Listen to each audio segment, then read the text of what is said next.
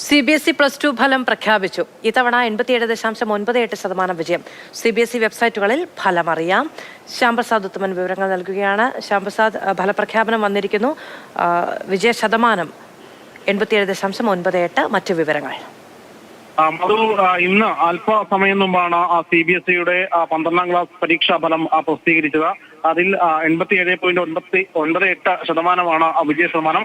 സാധാരണഗതിയിൽ CBSE പരീക്ഷകളുടെ result വൈകിയാണ് വരാറ്. ഇക്കുറി കഴിഞ്ഞ വർഷം മുതലാണ്.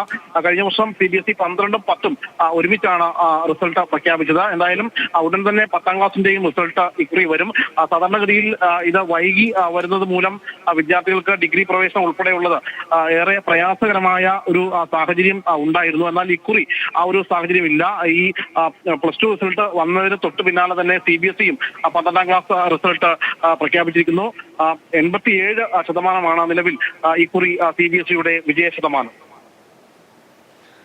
ശ്യാമപ്രസാദ് ഉത്തമനാണ് വിവരങ്ങൾ നൽകിയത്. CBSE +2 ഫലം പ്രസിദ്ധീകരിച്ചിരിക്കുന്നു. ഇത്തവണ 87.98% വിജയം. ഇന്നലെ മുതൽ ഫലപ്രഖ്യാപനവുമായി ബന്ധപ്പെട്ട വാർത്തകൾ വരുന്നുണ്ടായിരുന്നു. CBSE ഫലപ്രഖ്യാപനവുമായി ബന്ധപ്പെട്ട് CBSEയുടെ സൈറ്റിൽ വിവരങ്ങൾ ലഭ്യമായിട്ടില്ല തുടങ്ങിയ ആശങ്കകളുണ്ടായിരുന്നു. എന്തായാലും പ്രേക്ഷകർക്ക് ഫലം ലഭ്യമാണ്.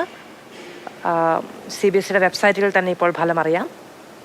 തിരുവനന്തപുരം മേഖലയിൽ 99.9% വിജയ ശതമാനം ഉണ്ടായിരിക്കുന്നത്.